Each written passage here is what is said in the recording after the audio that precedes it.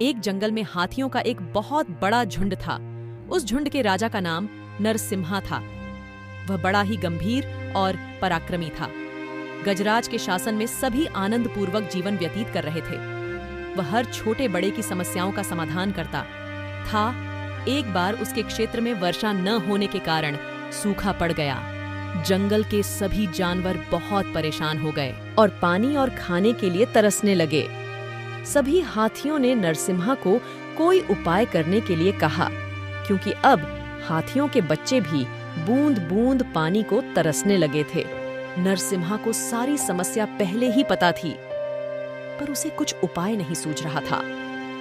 तभी एक बुजुर्ग हाथी ने कहा, मेरे दादाजी के समय भी इसी तरह का सूखा पड़ा था। तब उनके समय हाथियों का झुंड पश्चिम दिशा की तरफ गया था और वहाँ एक विशाल झील है जिसका पानी कभी नहीं सूखता। हमें भी वहाँ चलना चाहिए। बुजुर्ग हाथी का सुझाव नरसिम्हा और पूरे झुंड को पसंद आया। सभी ने वहां जाने का निश्चय किया। दिन में तो बहुत गर्मी रहती थी, इसीलिए सभी रात में सफर करते थे और कुछ दिन के सफर के बाद उस झील तक पहुंच गए और सभी ने जी भरकर पानी पिया और स्नान किया। झील के आसपास बड़ी संख्या में खरगोश भी रहते थे।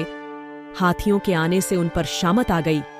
अब प्रतिदिन कुछ खरगोश हाथियों के पैरों के नीचे आ जाते थे और कुछ तो गंभीर रूप से घायल हो जाते थे तो कुछ मर भी जाते थे। सभी खरगोश बहुत परेशान थे और उन्होंने आपातकालीन बैठक बुलाई। बैठक में तरह तरह के विचार रखे गए। किसी खरगोश ने इस स्थान को छोड़कर कहीं और जाने की सलाह दी तो किसी और ने हाथियों से बदला लेने की बात कही। तभी एक खरगोश, मित्रों, हाथी बहुत बड़ा जीव है। उससे जीत पाना शेर के वश में नहीं होता, तो हम तो बहुत छोटे से जीव हैं। हमें अपनी अक्ल से काम लेना होगा। सभी खरगोशों ने मिलकर छोटू को अपना दूत बनाया और हाथियों के पास भेजा। छोटू खरगोश एक ऊंचे टीले पर जाकर बैठ गया।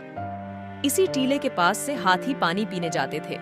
जैसे ही हाथियों का झुंड टीले के पास से गुजरा तो छोटू बोला, हे नरसिम्हा, मेरा नाम छोटू है और मैं चंद्रदेव का दूत हूँ। खौम चंद्रमा हमारे स्वामी हैं और मैं उनका संदेश लेकर आया हूँ। नरसिम्हा और उनका झुंड सहसा वहाँ रुक गया और छोटे से खरगोश की बात सुनकर गजराज ने पूछा, अरे भाई, तुम क्या संदेश लाए हो?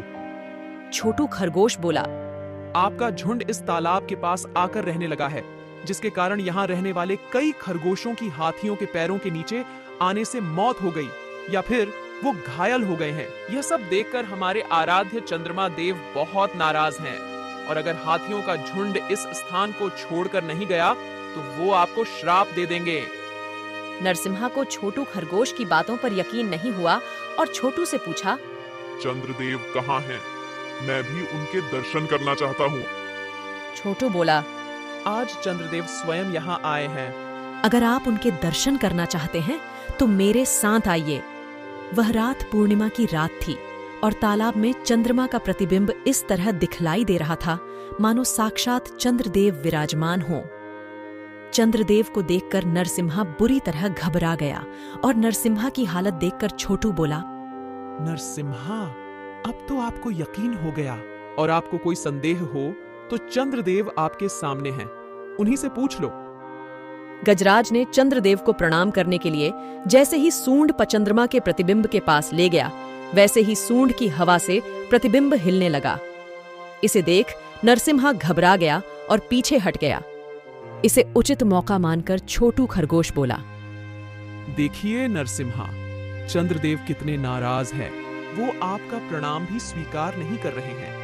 भला इसी में है कि आप जल्द से जल्द अपने झुंड के साथ इस स्थान को छोड़कर कहीं और चले जाएं, नहीं तो चंद्रदेव के क्रोध और श्राप से आपको कोई नहीं बचा सकता।